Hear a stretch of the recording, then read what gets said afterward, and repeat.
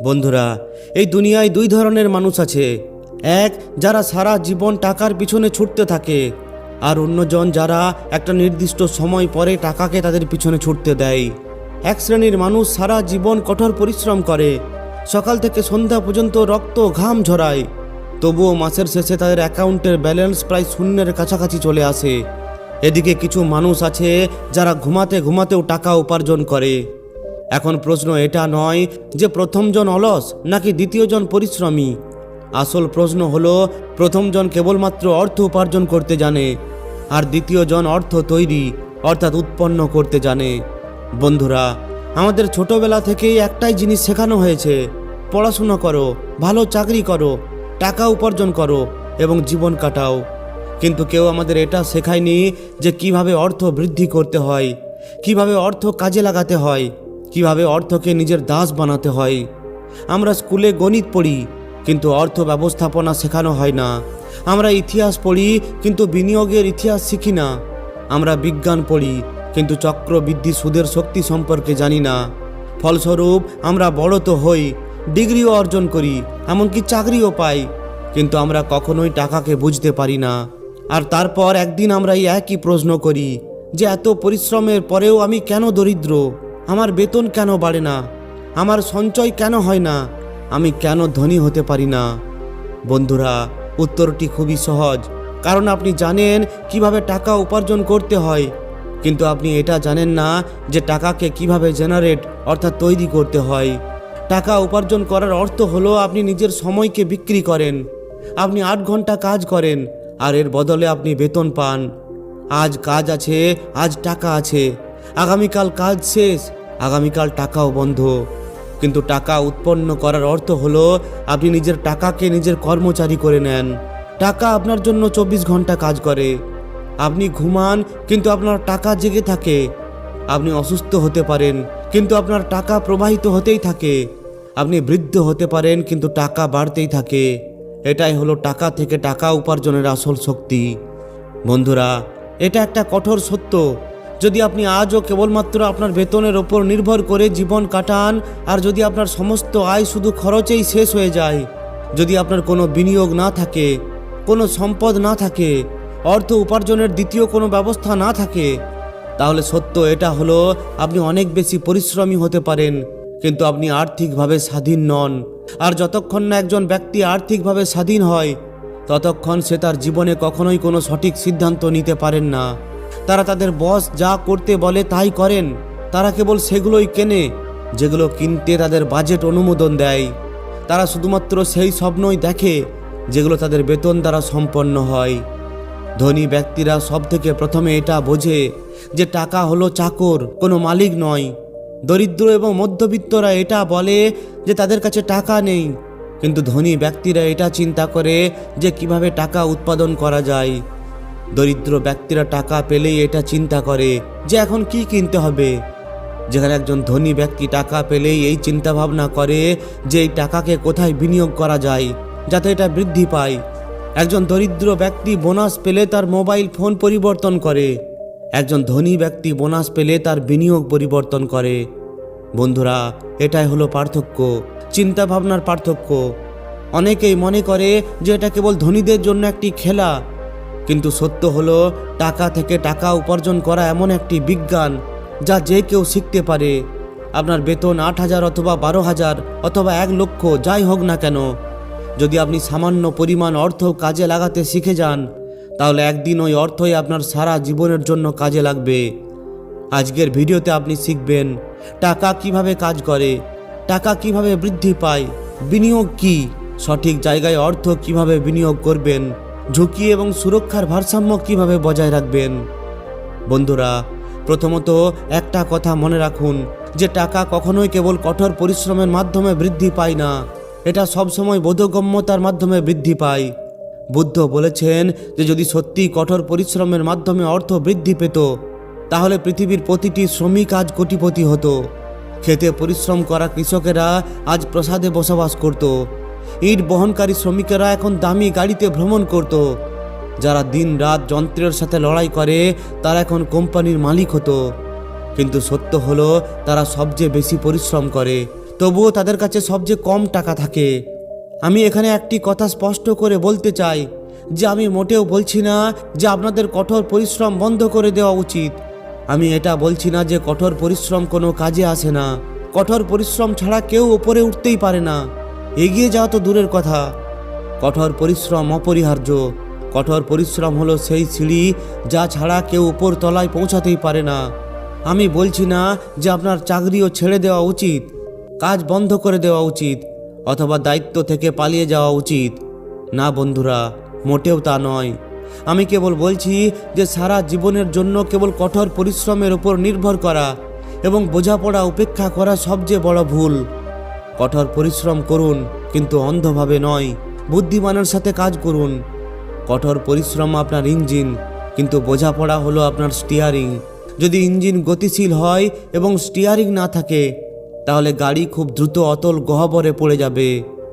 অতএব আমি কখনোই বলতে পারি না যে কঠোর পরিশ্রম করবেন না। আমি বলি কঠোর পরিশ্রম করুন, কিন্তু এমনভাবে কাজ করুন যা আপনার আজকের পাশাপাশি আগামীকালের ভিত্তিও মজবুত করে। তাই মনে রাখবেন, কঠোর পরিশ্রম গুরুত্বপূর্ণ, তবে আরও গুরুত্বপূর্ণ হলো আপনার কঠোর পরিশ্রমকে সঠিক দিকে পরিচালিত করা। কারণ না বুঝে কঠোর পরিশ্রম কেবল ক্লান্তির দিকে নিয়ে যায়, আর বোঝাপড়ার সাথে করা সামান্য প্রচেষ্টা আপনার সম্পূর্ণ জীবনে শান্তি নিয়ে আসে। বন্ধুরা, এবার আসুন জেনে নেওয়া যাক টাকা থেকে কিভাবে আয় করা যায়। নাম্বার 1, খরচ করার আগে সঞ্চয় করুন। বন্ধুরা, বেশিরভাগ মানুষই এটা করে, সমস্ত খরচ খরচা করার পর যা অবশিষ্ট থাকে তা সঞ্চয় করে। কিন্তু ধনী ব্যক্তিরা এমনটা কখনোই করেন না। তারা আগে সঞ্চয় করেন, তারপর খরচ করেন। ধরুন আপনার বেতন 10,000 টাকা।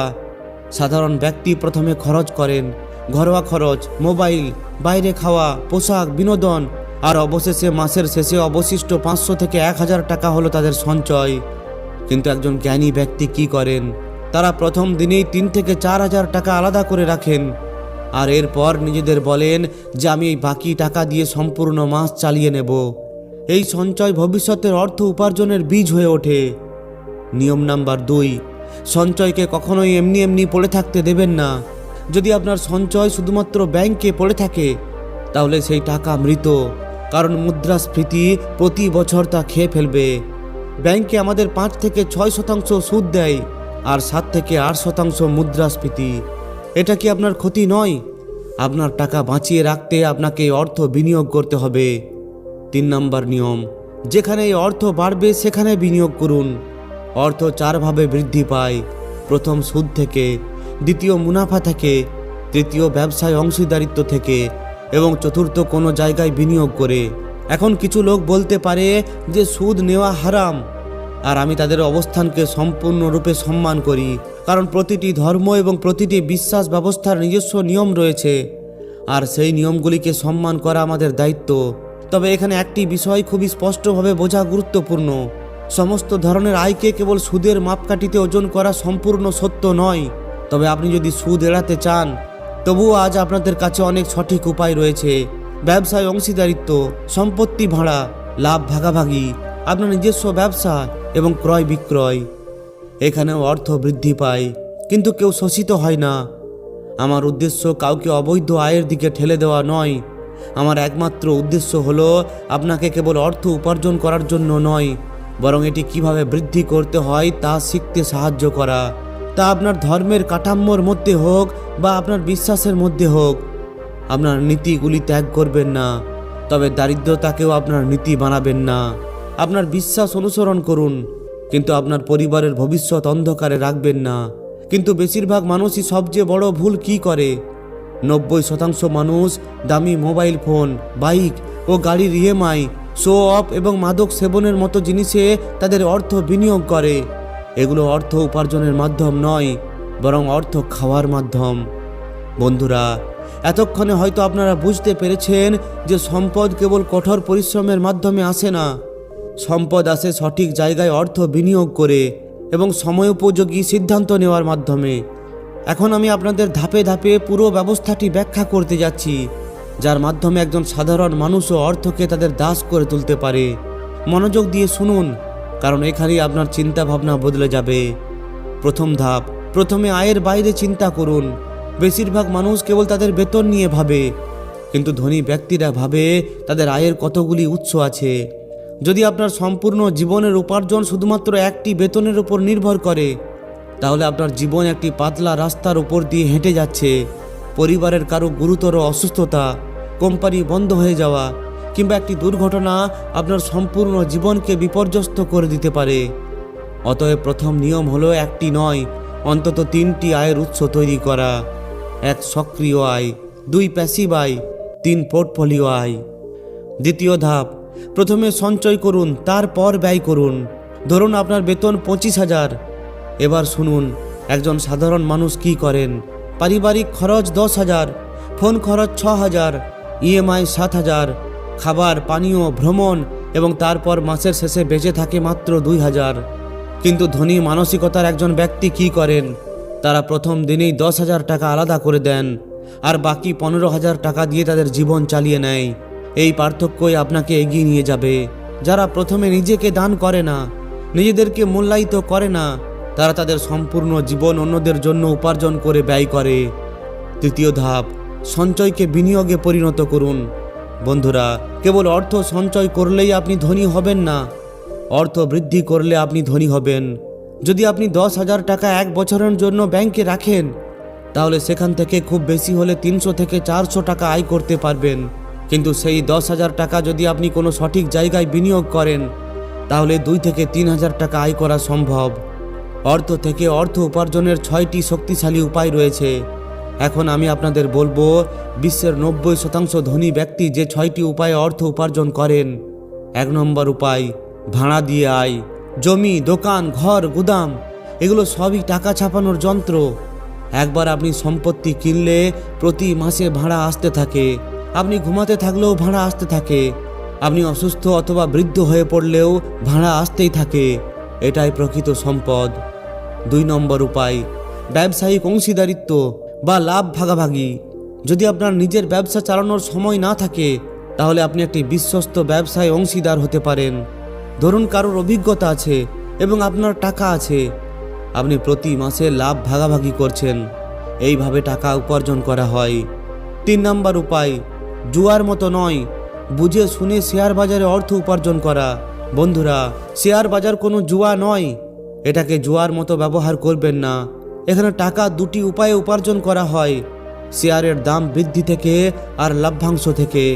কিন্তু মনে রাখবেন, জ্ঞান ছাড়া শেয়ার বাজারে প্রবেশ করা মানে অর্থ উপার্জন নয়, আপনার অর্থকে ডুবিয়ে দেওয়া।